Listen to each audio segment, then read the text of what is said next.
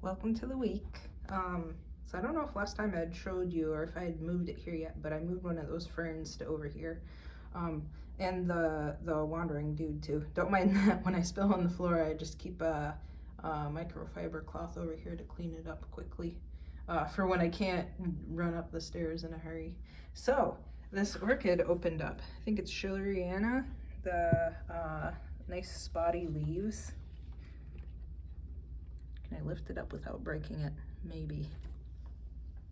So it's got a bunch of blooms open. The Stewartiana has a bunch of blooms open too.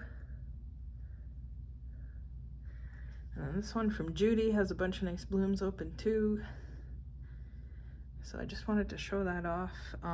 It is cold outside this weekend. We had, I think it was like 14 degrees overnight from Friday to Saturday. That cold front is pushing through. Let's look at the backyard. So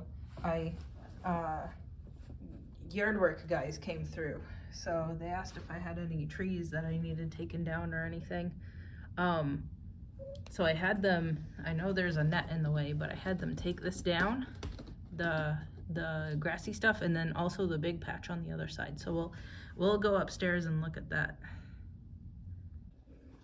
So it was all the like grasses that grew in, and I didn't have a lot of wildflowers last year, and all the pokeberries and stuff right there at the end there.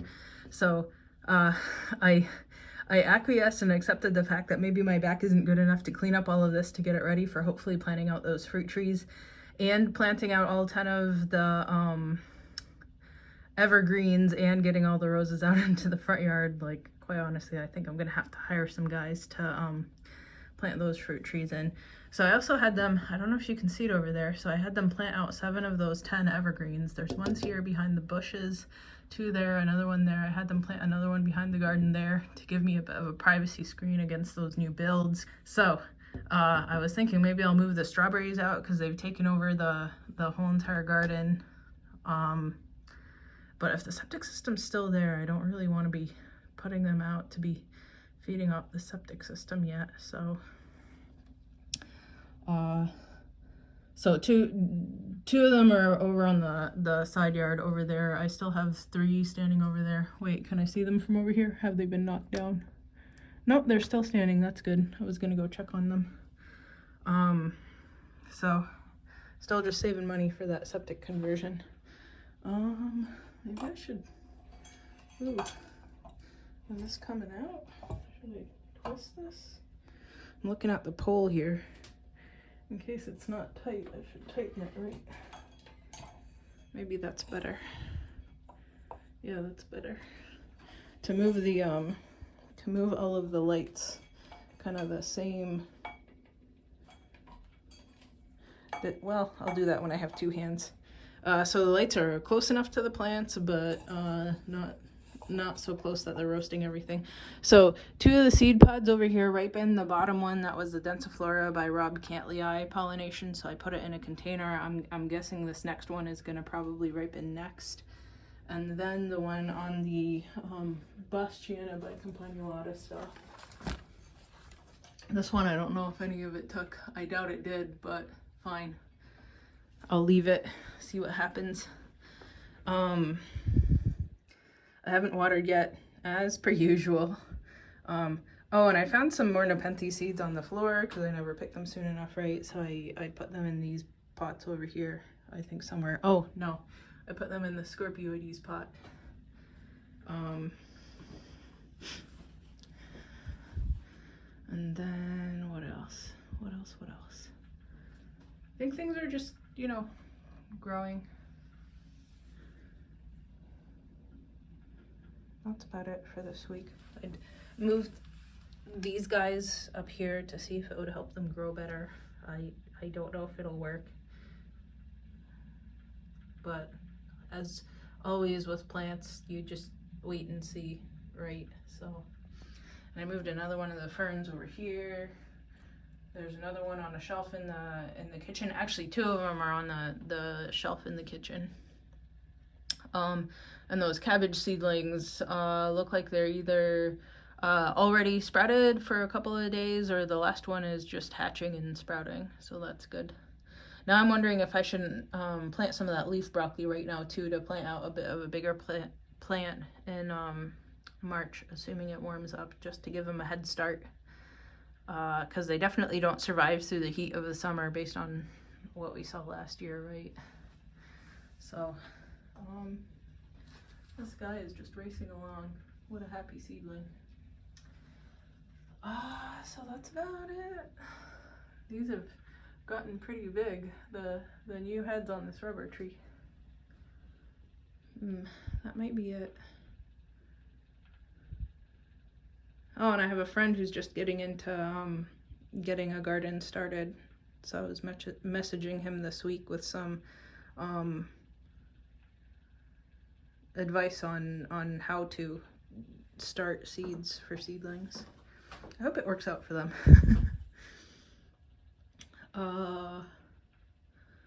What else? This guy still doesn't have leaves.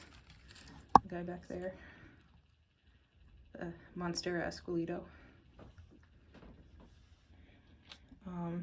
Oh, and I was thinking, you know, maybe I should take my little wooden newspaper pot mold and see if they have any classes at the library for teaching people how to start gardens, because it seems like everybody who's gonna garden has hopped on the gardening train over the last 3 years. So I mean, maybe it's coming a little bit late, maybe it's perfectly timely, but maybe if they, because I'm used to libraries having like little classes and stuff for people, especially craft sort of things, because when I was growing up we had that at the library, because I volunteered at the library, so I saw all of that stuff. So I'm wondering if I shouldn't, I've only just thought about it in the last day, but I'm wondering if I shouldn't see if they have any classes and see if anybody's teaching them, and if not, hold a quick thing. Bring a stack of grocery store flyers and little wooden mold and maybe a handful of dirt and maybe a panel that I'm not using right now, and do a quick demonstration for a couple minutes, field some questions. I mean, not that I'm like an officially certified garden expert, right? But if I'm still eating food that I grew in my yard last summer over this winter, I just cooked a nice vegetable sort of stew thing yesterday, then I'm a little bit qualified to speak on garden. Look, it's a little mushroom. You see the little orange guy in the middle of the screen? It's a little mushroom. I guess it's good if he's growing, if there's too much fertilization in there, right? I'm guessing that's why the slimy, moldy stuff is in there. There's too much nutrition. I did go through and feed this stuff a little bit with a little bit of coffee a little while back, thinking that they were maybe hungry. It must have been too much, so maybe it's good that the mushroom's taking it out of there.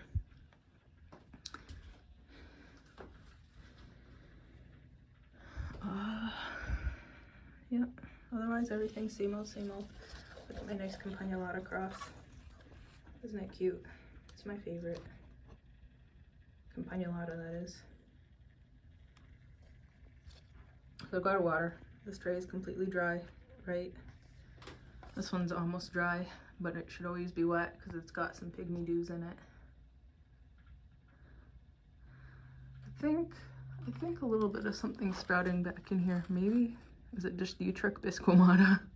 Might just be a Utric bisquamata pot. Maybe that's okay. A couple of these guys survived, right? Which is good.